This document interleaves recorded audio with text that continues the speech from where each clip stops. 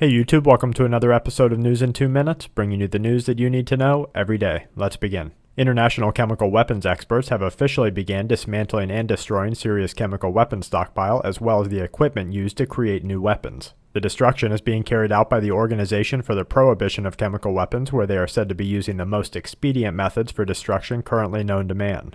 Both researchers and organization administrators worry that the dangers associated with destruction during the height of a national civil war could lead to accidents or a purposeful bombing of the site, which could release large amounts of chemical weapons into the air. More than 50 citizens have been killed in ongoing clashes within Egypt after residents both for and against the deposed President Mohamed Morsi and the hardline Muslim Brotherhood took to the streets in one of the bloodiest days since the army seized power. Leaders of the Muslim Brotherhood are calling for continued protests into the week, testing the military's control of the country and asking followers to fight against both authorities and residents that are against the Brotherhood. Libya's prime minister is demanding that U.S. authorities explain an unwelcome military raid in Tripoli, where forces stormed in to capture a Libyan man wanted for bombing U.S. embassies in Africa 15 years ago. Over 400,000 people have been told to evacuate in China as the country issued a highest warning ahead of Typhoon Fido, which is expected to make landfall early Monday morning. In related news, Typhoon Danis is expected to reach southern Japanese coastlines by the middle of this week with over 90-mile-per-hour winds and a dangerous storm surge.